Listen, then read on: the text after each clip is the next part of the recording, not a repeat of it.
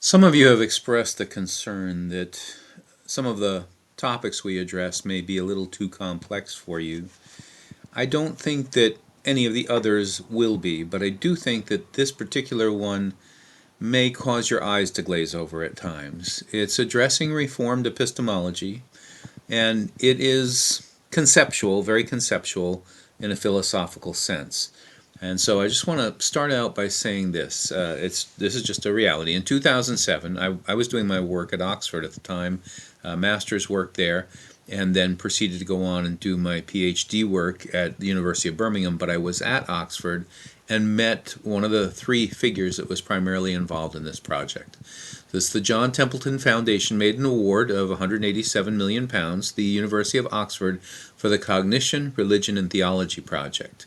And I happened to, during that time, come to know Dr. Roger Trigg, who was one of the individuals involved with that. I also got to meet Justin Barrett and got introduced to the work of a biologist by the name of Robin Dunbar. Justin Barrett is a psychologist and a writer in the field of psychology and cognitive development. So the questions that this is a grant, and it was put forward and it was accepted. Is religion natural? This is kind of a reaction against the new atheism, or a response to it anyway. Is religion natural? Why is belief in gods and souls and the afterlife so common across cultures? Why do some religious ideas and practices outcompete others? Can the new sciences of the mind help answer these and questions like them? And so, looks like it went up 2 million, 0.2 million. Theology project launched in October 2007 at the University of Oxford set out to get some answers to these questions, and likewise began to determine whether such scientific explanations for religion support or undermine religious beliefs. And the upshot of it, when it was done, was among the many scientific findings. When I say scientific, this was scientific in the sense of it dealing with things from a number of different directions, primarily the more soft sciences, but biology was included. So sociological, anthropological, biological, philosophical, and theological perspectives were involved in this. But here's the conclusions they had, is that children and adults have a tendency to see the natural world as having function or purpose. In the terminology that comes from Justin Barrett, he says that we as human beings have an HAADD, a hyperactive agency detection device. We see agency in things around us, or intelligence. So children and adults have a tendency to see the natural world as having function or purpose, even those with advanced scientific education. This tendency makes the idea of forest spirits or creator gods satisfying. This is being said in a secular fashion because it's a largely secular sort of a research project. In early childhood, we have a natural tendency to attribute super properties to other humans and gods, including super knowledge, super perception, and immortality. In fact, it takes longer for children to learn about human limitations than divine super abilities. Children commonly invent invisible friends, and even these friends are more like God than like visible friends in many ways. The idea that some part of us, our mind, soul, or spirit, does not need a physical body and can persist after death may be largely intuitive. Here, too, it may be that we have to be talked out of beliefs in the afterlife. So these are natural belief dispositions in people, or even a life before birth, rather than talked into them. These are very interesting findings because it's a secular research project as far as the methodology. Adolescents and young adults may find religious ideas easier to remember and use than older adults. Religious beliefs and practices might persist in part, and this is the speculation coming from, this would be, I would say, an evolutionary standpoint with the biology bit. Religious beliefs and practices might persist in part because they make us more cooperative and generous with others. So the terminology, as far as what Dr. Barrett uses coming out of his research, is the idea of the naturalness of religious thought in children. On the YouTube link, what I'm going to do is put for the YouTube video, I'm going to put a link to a lecture by Dr. Barrett at Georgetown University, where he speaks about his findings as far as the naturalness of religious thought in children. And these are some of his books. This is the summing up of what they found as far as the work with this project with the Templeton and Oxford. And these are two books that I use for my apologetics courses. For my basic apologetics course, the one on the left, Why Would Anyone Believe in God by Barrett, and then for my intermediate apologetics course, Born Believers, The Science of Children's Religious Belief. Now, all that to say that when we come to the topic of Reformed Epistemology, whereas there was this scientific, sociological, anthropological, biological, philosophical, theological approach to things, as far as that cognition project, here really all we're dealing with is philosophy. We're dealing with philosophical musing, which makes it more one-dimensional, less multivariate, and less entertaining. And so this is a video, or it's a lecture, but it's a video that is not going to be all that exciting, and it is going to be a little complex. I'm going to do my absolute best to make this understandable. I do want to say the italics in the PowerPoint slides are my comments, and the rest of it is primarily Nash with a little bit of Calvin and some writings by Dr. Wolterstorff and Dr. Plantinga thrown in. Okay, so Nash is talking about this new thing that's a kind of a new wind blowing through the world of philosophy, and it's not completely new, but it's been kind of repackaged and put forward in a different way in the past. And he says this new movement in epistemology, how we know what we know, now passes under the label of Reformed Epistemology. You don't have to be a follower of that school of thought, he says, to appreciate what it brings to the table or to welcome the fresh perspective it provides on a number of old philosophical problems, going all the way back to Socrates and Plato, such as the existence of God, the existence of the external world, and the existence of other minds. And those are active things that are being debated and talked about, the existence of the external world, the existence of other minds, in very interesting ways, even at the beginning of the 20th century and on into the beginning of the 21st century, if you're familiar with the world of philosophy. So these are not dead issues, these are still live issues. So this is me. Nash states that numerous recent philosophers have realized and pointed out how unworkable the notion of a human mind as a blank slate, tabula rasa, is. He mentions that Aquinas and Locke, who are both Christian philosophers, held this view. Aquinas needs a little bit qualification. He's not quite as simple as Locke is with regard to that.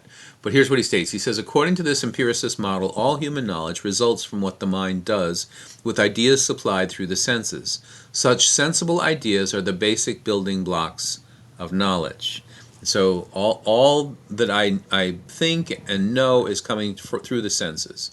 He then says, his alternative to this kind of empiricism can be summarized in the claim that some human knowledge does not arise from sense experience. As many philosophers have noted, human knowledge of the sensible world is possible because human beings bring certain ideas, categories, and dispositions to their experience of the world. The impotence, the powerlessness of empiricism is especially evident in the case of human knowledge of universal and necessary truth. So we have these ability to take our thoughts and generalize them to things being universal and things being necessary.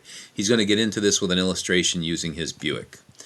So many things in the world could have been otherwise. So he talks about how he's driving a white Buick, but it could have been red, but the one thing it couldn't be was red and white at the same time. So he says the necessary truth that my Buick is white all over and not at the same time red all over cannot be a function of sense experience. Sense experience may be able to report what is the case at a particular time, but sense experience is incapable of grasping what must be the case at all times. Now pay attention what he says. He says, the notions of necessity and universality can never be derived from our experience. Rather, they are notions, among others, that we bring to sense experience. They're already there. They're like furniture in the brain, and use in making judgments about reality. Nash is saying that, like the concept of equal, remember equal in Plato, necessity and universality are a priori, meaning before sense experience, concepts that already reside in our brains. We bring these concepts with us as human reasoners. We don't have to learn them. According to, this is back to Nash, a long and honored philosophical tradition that includes Augustine, Descartes, and Leibniz, humans have these innate ideas, dispositions, and categories by virtue of their creation by God. In fact, such a claim may identify a major feature of what is meant by the imago Dei, by the image of God within us. After all, Christians believe God created the world. It's reasonable to assume that he created humans such that they are capable of attaining knowledge of his creation. To go even further, it's plausible to think that he endowed the human mind with the ability to attain knowledge of himself and to communicate information about him in human language, that we're made to know who God is and to be able to speak about that and communicate spiritual truths to one another. So there's three primary figures in Reformed epistemology. The top two are still alive, and they're both 92 years old. They're friends who kind of grew up going to the same university, Calvin College it used to be, now it's Calvin University. They both went to Harvard to study.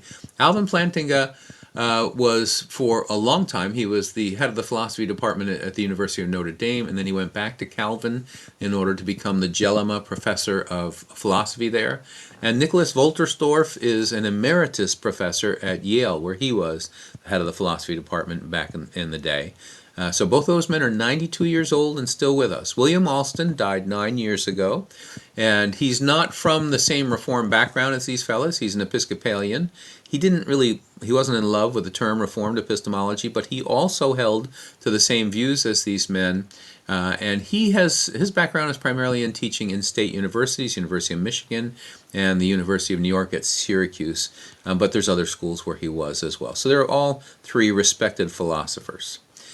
In the book, on page 274, Nash quotes Wolterstorff with regard to these belief dispositions. So it's the first indent on page 274. At the very foundation of Thomas Reid, who is a Scottish philosopher of the 18th century, 1700s, at the very foundation of Reid's approach is his claim that at any point in our lives we have a variety of dispositions, inclinations, propensities to believe things. Belief dispositions, we may call them. What accounts for our beliefs, in the vast majority of cases anyway, is the triggering of one and another such disposition. And he goes on to speak about this. So this is what we're speaking about. We're talking about a disposition within human beings to form certain beliefs and to hold them. Nash now quotes Wolterstorff's reading of Reid concerning what we might call the scaffolding, that's my terminology, of the human ability to form accurate beliefs and perceptions about our world. So if you're going to build a superstructure of understanding with regard to how the mind thinks, there's got to be some kind of underlying layers. And so this is what he says. It was Reid's conviction, Wolterstorff explains, that somewhere in the history of each of us are to be found certain belief dispositions with which we were simply endowed by our Creator. Like the Declaration of Independence says, we're endowed by our Creator with certain inalienable rights. Well, there's also certain belief dispositions. They belong to our human nature. We come with them. They are innate in us. Their existence in us is not the result of conditioning. We're not a tabula rasa. Experience did not write these things on us. Now, he says, this is a qualifier, it must not be supposed, however, that all such non-conditioned dispositions are present in us at birth. Some, possibly most, emerge as we mature. This is interesting. We have the disposition to acquire them upon reaching one and another level of maturation. But this is not unpacked. It's not explained like what it is that triggers them. So presumably there is something about the aging and maturation of a human being that triggers the emergence of these pre-existing belief dispositions. But the one thing that they want to make clear is these are not a result of sense data, of us getting information and then processing the information and coming to these belief dispositions, but there's something about the process of growing and process of maturation that triggers them as time goes by. This is a repudiation of the idea of empiricism and of the idea of the mind as a tabula rasa or a blank slate. It's also open to such classic rationalists as Augustine, or me, says Nash, to concur with what Wolterstorff describes in this paragraph. Now, he's not calling himself a Reformed epistemologist, but he's saying, as a classical rationalist, I embrace this. Classic rationalists always distinguish between persons having certain ideas innately at birth, and between that and them becoming conscious of these ideas as they reach some level of maturation. This is a good time to introduce the distinction between inborn cognitive equipment, such as Kant's categories and dispositions, and innate cognitive content, such as implicit inborn knowledge about God, goodness, equality, and unity. So, two types of Reformed epistemologists exist, he says, weak ones and strong ones. not meaning that they're physically weak versus physically strong, how strong of an emphasis they place on it. Some only apply it in a weak sense, others in a strong sense. Number one, those who are content to talk about innate cognitive equipment such as belief-forming dispositions that produce certain beliefs in the presence of certain experiences, and two, those who accept everything included in one and also believe in the existence of innate cognitive content. That's not a disposition, that's not a belief-forming disposition, that's cognitive content, like the existence of God. This distinction might justify calling the members of the second group, the rationalists, in the strong sense, rationalists in the strong sense, and philosophers in group one, rationalists in the weak sense. So just by way of contrast, Kant's inborn cognitive equipment versus innate cognitive content. So inborn cognitive equipment would be Kant's categories. Remember these? Quantity and quality and relation and modality. Kant thinks that we have these sorts of things already, but there's no content to these. These are like the categories or the subheadings under which the brain keeps the information that it receives through sense experience. As over against that is the idea of innate cognitive content. And these things would include necessity and universality that he just made mention of, and the idea of equal, and we're back in Plato, all the way back on our third reading, what Plato had to say. Plato offered two objections to what I have called the empiricist Aristotelian theory that human beings come to know the eternal forms, but let me start that again. Plato offered two objections to what I have called the empiricist or Aristotelian theory that human beings come to know the eternal forms by abstracting a universal element from data supplied by the senses. First, Plato argued that it's absurd to believe that one first knows that A is equal to B. He's talking about a stick or he's talking about a line segment. So to know that A is equal to B or that C is equal to D, and then from these judgments about equal particulars derives the more general knowledge of what equality is. So he's saying we don't reason our way from, let's say I had two sticks of the exact same length. I don't look at them and say they're equal and like come up with this category. It's rather I have in my mind an understanding of the concept of equal, and I'm comparing them to see if they are. And Piaget, the developmental psychologist, did some interesting things with children along these lines. Children clearly have the concept of equal there, but they don't understand about volume. So if I give one child a tall glass that's slender, and another one a wide glass that's quite fat of drink, all children prior to a certain age think the tall one has more. Or if I give them a piece of pie and I make that piece of pie long and skinny, and next to it I put a fat, wide piece of pie, children tend to believe that the long, skinny one, just by virtue of its length, is the bigger one. And so, although they haven't yet come to understand volume, they do understand the idea of equal. This is just already there in their brain. It's like it's furniture of the brain. And so one could not know that A and B were equal unless he already knew the standard, the equal itself. Knowledge of the universal like the idea of equal, is logically prior to knowledge of the particular, that A is equal to B or that C is equal to D. But since the awareness that A and B are equal is impossible without a logically prior knowledge of the form or universal, the empiricist thesis that all human knowledge arises from sense experience is false. Either the rationalist thesis that at least some human knowledge does not arise from sense experience is true, or else no human knowledge is possible. Since the concept of equality could not be derived from the senses, and since we began to use these senses the moment we were born, our knowledge of the equal itself must have been acquired independently of sense perception. So experience did not write this upon the brain. It was already there as furniture of the brain. So just passing, I'll remind you that we've dealt with, when we were dealing with Aquinas, the concept of natural law. That was an optional video. You didn't have to watch that. But if you did watch it, you saw that in accordance with what the Word of God says, as far as the law of God being written on our hearts, pretty much all cultures across the world and across time have had a concept of natural law, and it kind of undergirds all positive law. And so the idea of natural law would be we can't not know these things. I know that's a double negative, but we can't fail to know these things because they're written on our hearts. So that's in Aquinas, and then the preformation theory. And so we'll let, actually, interestingly, Kant tell you what the preformation theory is.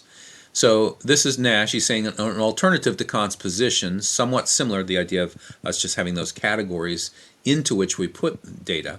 An alternative to Kant's position, somewhat similar to the description in the previous paragraph, existed in his own time. It's sometimes referred to as the preformation theory. According to this view, knowledge is possible only because God has endowed humans with certain innate ideas, along with dispositions or aptitudes to think in certain ways.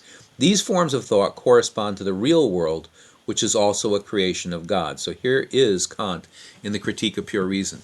Someone might propose to adopt a middle way between the two. He means between rationalism and empiricism. Namely, that the categories are neither self-produced first principles, a priori, independent of sense experience, of our knowledge, nor are they derived from experience, but subjective dispositions of thought implanted in us with our existence, and so arranged by our Creator. He did believe in God, he was a theist, that their employment should accurately agree with the laws of nature which determine experience. Isn't that interesting? So he understood this is another way to look at it, but he's trying to give just a completely rational explanation for where these came from.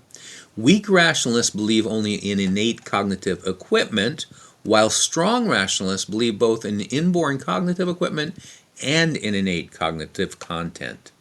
So now he gets into Calvin, and he says, this is Calvin's belief that God implanted in humans a nisus, or it's coming from Plantinga. Plantinga is the one who calls our attention to this in Calvin, or innate tendency to accept belief in God under certain conditions.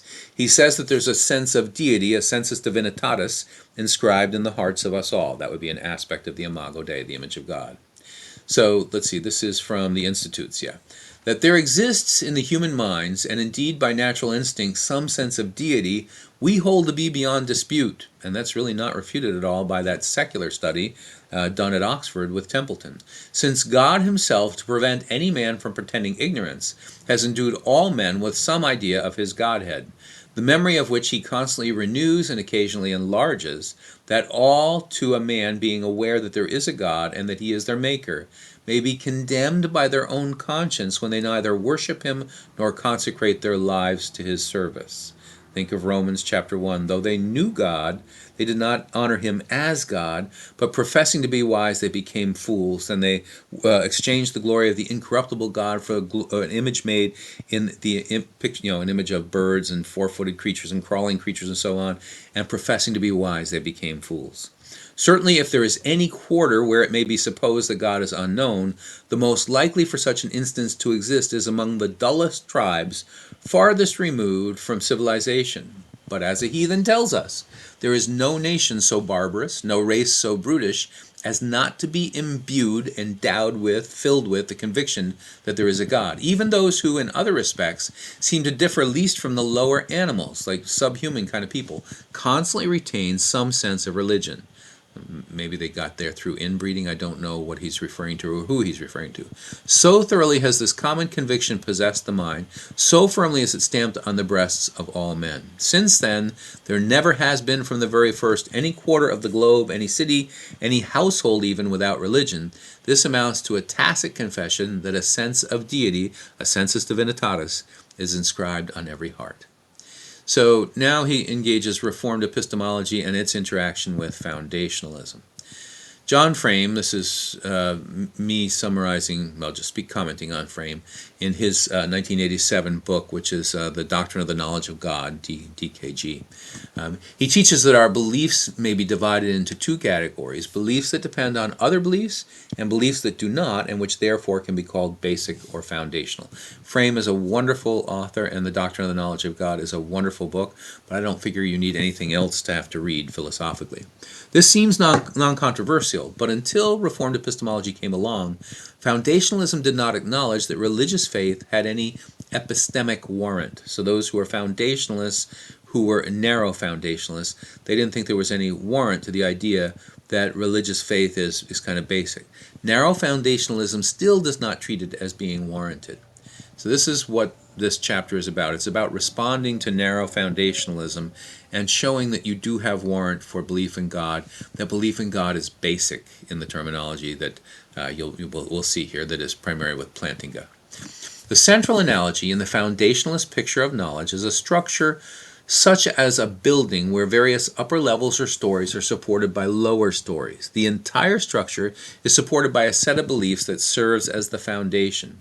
The entire building, the upper stories, and the foundation stand for what some contemporary philosophers now call a person's noetic structure. Noetic means having to do with the mind.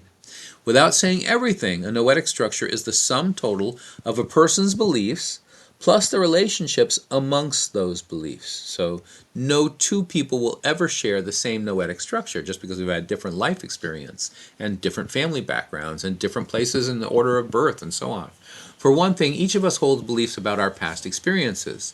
Since my past differs from yours in at least some respects, my beliefs about my past will differ from yours, and hence my noetic structure will differ. Human beliefs about the future also differ, even amongst believers, right? So foundationalism is the view that some of our beliefs are based upon others. In other words, a rational noetic structure will have a foundation, a set of beliefs not based on others, but rather basic. So that's a quote from Nash, but that term basic is Plantinga. Plantinga talks about basic beliefs. Now, another one of my professors, R.C. Sproul, was fond of using a phrase that he translated from the Dutch, and he used to speak about the ground basis of a belief or concept. That's exactly the same concept, differently stated. Nash is citing Plantinga when he writes, in a rational noetic structure, therefore, every non-basic belief is ultimately accepted on the basis of basic beliefs. So that's that superstructure I was talking about that's being built. Hierarchies of belief, they're either basic or derivative. Non-basic beliefs are grounded upon basic beliefs. Basic beliefs are not derived or grounded upon something else. They are, epistemologically speaking, the bedrock of a person's thought structure. So basic beliefs is terminology from Plantinga that I'm using here and of course Nash is using in our book. For a belief to be rational or warranted, that's especially terminology as opposed to justified, is the usual terminology that Plantinga uses. For a belief to be rational or warranted, it must either be a basic belief or justified by its relation to a basic belief. One's basic beliefs make up the foundation of one's thoughts. Okay. So the important thing to see here is that foundationalism, this whole way of thinking, is ancient, and yet it is still relevant, such that it can stand in the same arena with research that was just done about a decade ago in England by a biologist and by a cognitive scientist and by a theologian and philosopher and so on, and have it be that it certainly aligns with much of what they found out through their scientific research. The foundationalist model still offers the potential of possible answers to some big issues of epistemology. For instance, how can we evaluate beliefs to see how warranted they are? Or when should we discard one of our beliefs? Or how can we discern the weightiness of a non-basic belief? Or when have we reached the end of an argument? The answers to all of these questions come back to basic beliefs, and whether or not our beliefs are rightly related to basic beliefs. They may not be warranted. We may not really have a good reason for holding some of them, and so it's whether or not they're grounded in basic beliefs. I'm summing up what we find on page 276 there. Note the terminology used near the end of the third full paragraph on page 276. That's that term properly basic. Now, that is specifically the language for which Plantinga is known. And it's now in use quite widely in the world of philosophy. The footnote, number 9 on the bottom of the page, states, a properly basic belief is one that rightly belongs in the foundation of a rational collection of beliefs. Everybody has a rational collection of beliefs. It's impossible to behave entirely irrationally unless you're totally insane. And so people have this kind of a foundation, religious or not. Listen to Plantinga. Calvin's claim, then, is that God has created us in such a way that we have a strong tendency or inclination toward belief in Him. This tendency has been in part overlaid or suppressed by sin. Were it not for the existence of sin in the world, human beings would believe in God to the same degree and with the same natural spontaneity that we believe in the existence of other persons, an external world, or the past. This is the natural human condition. It is because of our presently unnatural, rebellious, sinful condition that many find belief in God difficult or absurd. The fact is, Calvin thinks, one who does not believe in God is in an epistemically substandard position, rather like a man who does not believe that his wife exists, or thinks she is like a cleverly constructed robot and has no thoughts, feelings, or consciousness. Although this belief in God is partially suppressed, it's nonetheless universally present. And this is the famous book by Plantinga and Wolterstorff that started this all out in the world of Reformed Epistemology. There have been many attempts to repudiate the notion that belief in God is properly basic, but as of yet, I, your professor, am not aware of any arguments that have succeeded in denying the epistemologically basic nature of belief in God. And I had fellow students, I'm not talking about my professors, but fellow students, who certainly wanted to refute Plantinga and spoke of him derisively. Remember, I did my PhD in philosophy in an almost entirely atheist philosophy department, so I had a lot of pushback from people who did not want this to be the case. Never have I yet heard a compelling argument for why belief in God is artificial or unwarranted. In fact, it seems to be the other way around.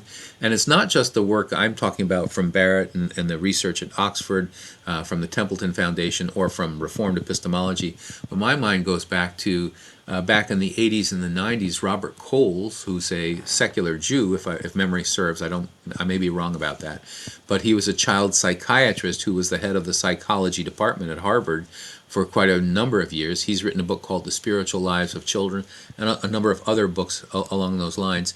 He certainly, as a secular writer, what he had to say aligned with this thought process as well.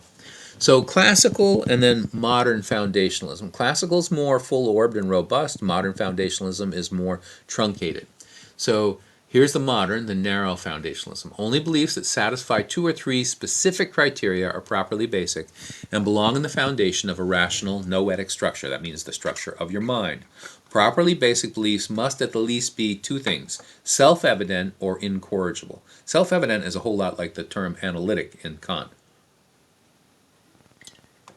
Excuse me, I had to take a drink to continue. Broad foundationalism. Broad foundationalism willingly allows many different kinds of beliefs to qualify as being properly basic. Broad foundationalists believe there is an artificiality or a non-naturalness to the narrow view. And I think that's pretty easy to establish. Narrow foundationalism, self-evident propositions. This is one of the 2 things we can believe. Their truth is present in their meaning. They're the equivalent of Kant's analytic statements, such as all dogs are canines or all bachelors are unmarried. Then incorrigible propositions, statements that cannot be doubted, even though they fall short of logical necessity.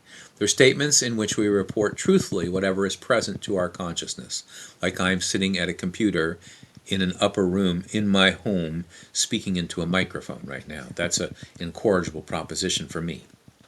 Both narrow and broad foundationalists agree that self-evident and incorrigible propositions are indeed properly basic. Anti-theists have down through time tended to assert that unless belief in God can somehow be traced back to one of narrow foundationalism's 2 kinds of basic belief, belief in God can be dismissed as irrational, as unworthy of acceptance by rational men and women. So keep in mind as well that precisely this feature of narrow foundationalism makes postmodernism so attractive to many contemporary Christians who have trouble thinking clearly, the folks who Nash has spoken about, who think this is something that they can kind of cavort with and play with. Frolic is the term they use. Just because narrow foundationalism has often been an essential feature of modernism, it was, and has often been used to attack the Christian faith, it hardly follows that postmodern relativism is the only alternative to narrow foundationalism, nor does it follow that a repudiation of narrow foundationalism on postmodernist grounds will generate good news for people sympathetic to the Christian faith. You may wonder what that's all about, but what it is I had some professors like this idea of flirting with postmodern presuppositions with regard to truth, that truth is unknowable, is something that they thought was going to open up conversation. There'd be better communication. We'd be able to spread the gospel better because of kind of climbing on board the postmodernist worldview with them. But to me, that's really the death of your own ability to think clearly. And it's Peter Berger who said, if we're going to sup with the devil, you better use a long spoon. And so you're sitting down together with people who completely deny the idea of truth. and thinking that you're going to get someplace with them. But you've sort of had the basis for Christianity cut off before you, right out of the starting gate, because Jesus talks about being the truth. As we showed in chapter 10, postmodernism may well turn out to be as antithetic to historic Christian belief as modernism was. So where do we go from here? Answer, we take two steps. First, we introduce the model of broad foundationalism, and then we relate it to Reformed epistemology, saying how to, at least for ourselves, this isn't necessarily going to convince the other side. There's an old saying, a man convinced against his will is of the same opinion still. Sometimes you can win the battle philosophically, but they're not going to cave because they're already committed to thinking the way they think. So with regard to broad foundationalism, he gives two objections. First one, if narrow foundationalism is true, then anything that doesn't meet the test of being self-evident and incorrigible does not have warrant or sufficient epistemological merit for us to believe it. This is a big problem. So many things which we must take as givens fail the test of these two criteria. Plantinga mentions the existence of the external world, the existence of other minds, the enduring nature of physical objects in the world, the continuity through time of the world as we know, and our memories of the past, of past occurrences, are all things which fail the narrow foundationalist test.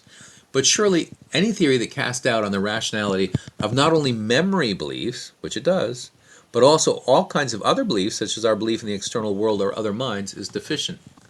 Our knowledge of true memories or other persons or the continuing existence of the eternal world is not inferential, that is, based on more basic beliefs. It's just there.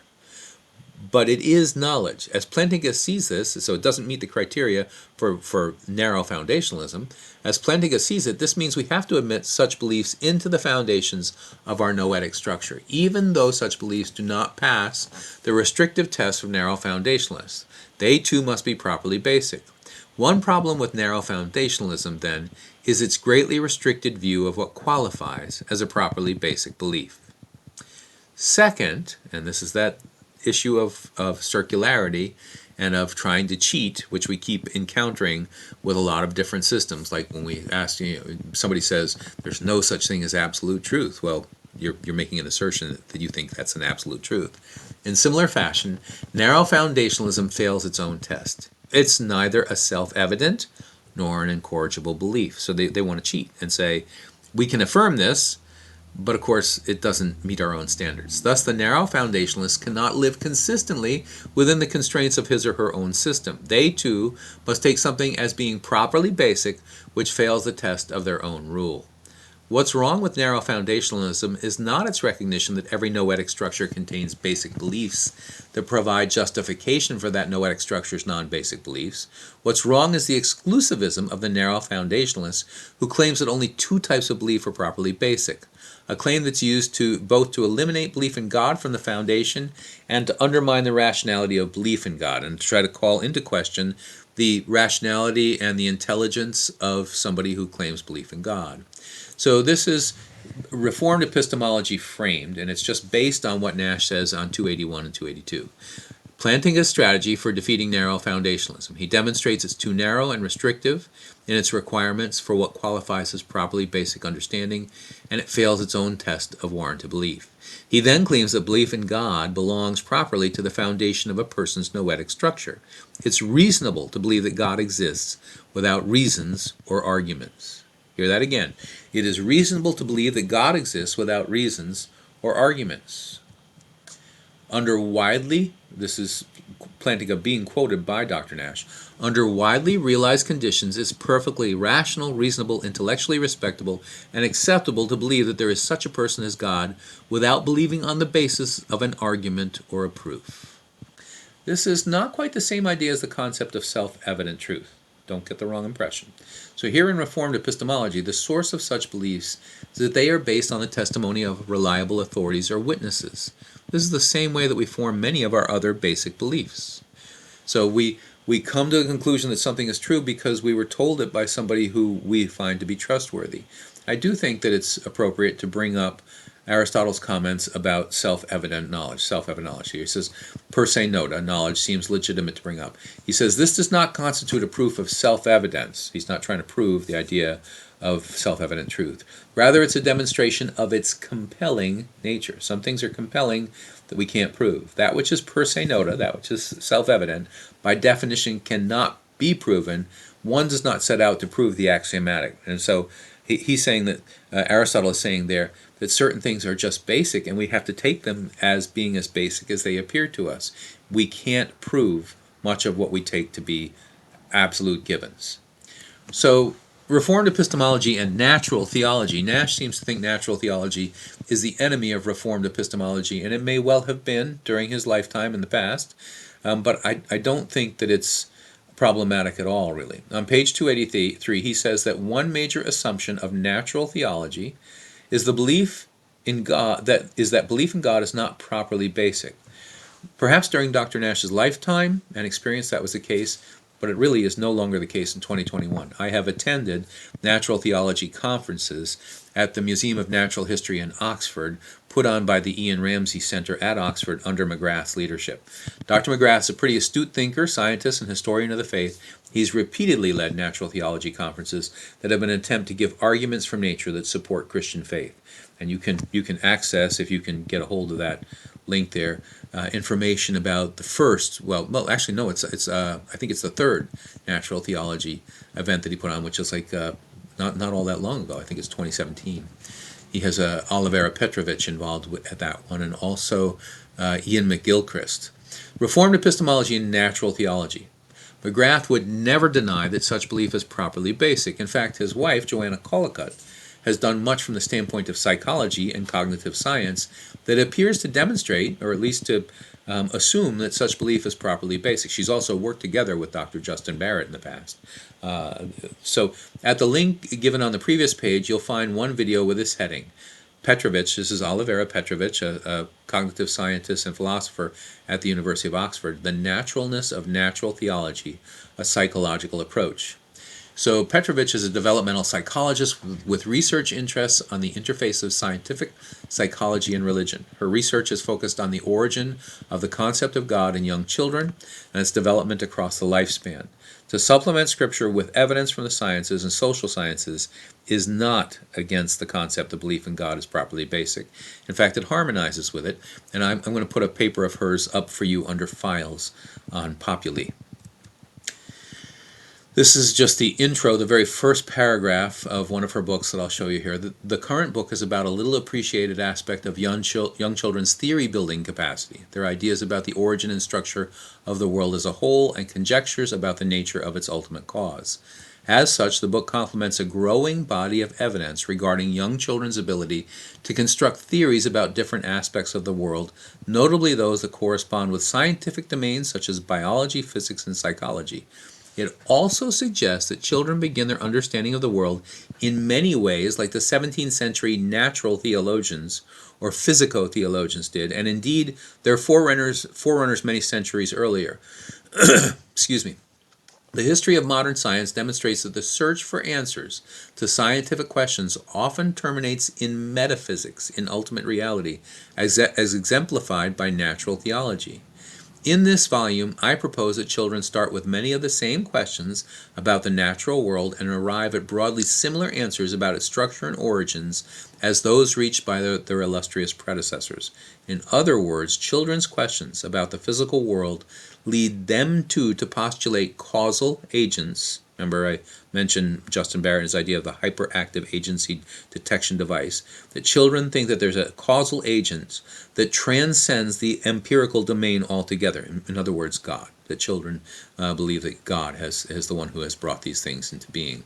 So this is that book that I'm quoting from on the left. This is a newer book of hers, Developmental Psychology and Young Children's Religious Education.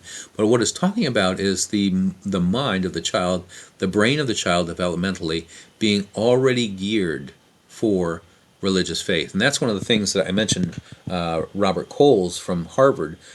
Coles found this to be the case, and he had his students researching all over the world, even in non-theistic societies where they tend to believe in a force of some sort, whether it's Taoist or it's Hindu or Buddhist, more Buddhist than Hindu, the children still tend already to have a belief in God that seems to be there really early on. So augmenting Scripture with evidence from the natural world is not a disavowal of the properly basic nature of belief in God. However, this is me just saying, I think that it's worthwhile to look in both directions, Reformed epistemology, but also things like Dr. Barrett's work and Dr. Petrovich's work. However, since human beings are inclined to suppress the truth in unrighteousness, the thought is that it's legitimate to help the unbelieving mind to feel the weight of evidence for the legitimacy of belief in God. In the language of Reformed epistemology, it can help to create triggering conditions for forming accurate basic beliefs. Now, Nash was a presuppositionalist. He was not a Cornelius Till sort of, a Cornelius Van Til sort of a presuppositionalist. His professor was E.J. Cornell, but it still was a form of presuppositionalist. And so presuppositionalists question the evidentialists, those who use evidence, and classical biblical approaches to apologetics. So that would be like Sproul and like Lindsay and like Gershner, if you're familiar with those names. They question those kinds of approaches to apologetics. To believe that evidences can be used of God is not, however, in any way a denial of the understanding that belief in God is properly basic. An awful lot of what presuppositionalists hold, they would not get any argument from, I know they wouldn't have gotten much of an argument from some of the professors I've had. I've studied under Dr. John Warwick Montgomery, who just died this past year, and he's the leading evidentialist in the world. And I certainly studied also under Dr. Sproul, and they would support much of what we find here. I don't see there being that big of a problem. So let's take a look at the Holmes quote on the bottom of page 283. 283. This is Arthur Holmes of Wheaton College. It says, according to Thomas Reid, God so constituted the mind that we believe without proof that external objects exist, and we believe that memory tells us of a past. We believe the causal principle and the axioms of geometry. We believe there's a distinction between right and wrong and that God exists.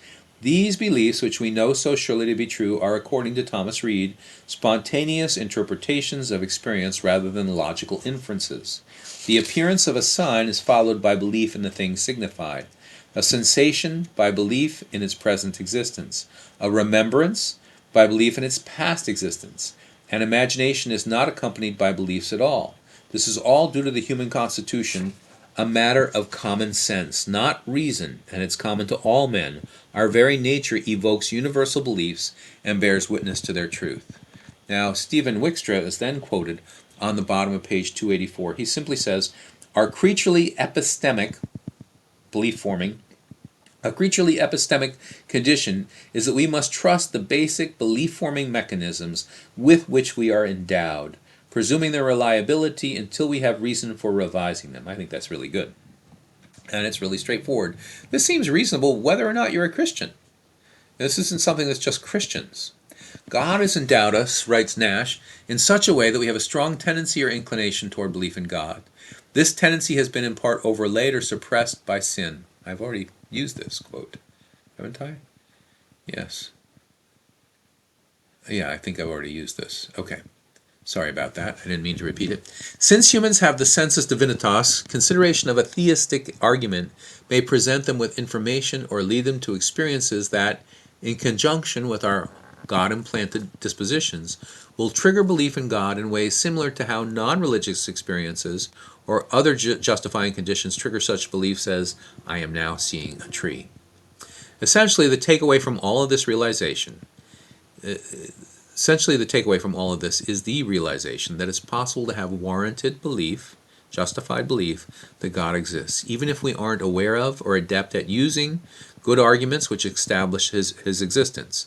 In other words, against Richard Dawkins and his kind, Daniel Dennett and Sam Harris and the late Christopher Hitchens and others, belief in God is not a sign of ignorance or stupidity. This means that if you're being derided for your beliefs by someone who's contemptuous of faith and who claims to speak from a scientific or philosophical perspective, you need not stand silent like a deer caught in the headlights. You can reply that your beliefs are properly basic and offer to demonstrate why this is the case. Now, I don't think you would shoot from the hip and just do that, But I think introduce that terminology, properly basic, and then offer to have an ongoing conversation with them by way of email or getting together in the future. And you go and research and look so that you feel like you're solid enough as far as your understanding of the concept of properly basic understandings that you can make a case, a defense. The point being with all of this is that you stand on solid ground. You know, famously, what's his name? He was the prime minister of the Netherlands, and it's Kuyper, Abraham Kuyper. Kuyper says that there is not one square inch of all of the creation over which God, who is omnipotent and all powerful and all good, does not cry, "This is mine." It all belongs to him. Your world all belongs to him. You don't need to be fearful that some unbeliever is going to come up with some incontrovertible argument against your faith in God or in Christ. It is warranted. It has a good basis. And that's the point of all this. That's the takeaway from all this, as perhaps unentertaining or not as interesting as you might like it to be. That's the takeaway from all of this philosophical stuff. All right, we'll end there.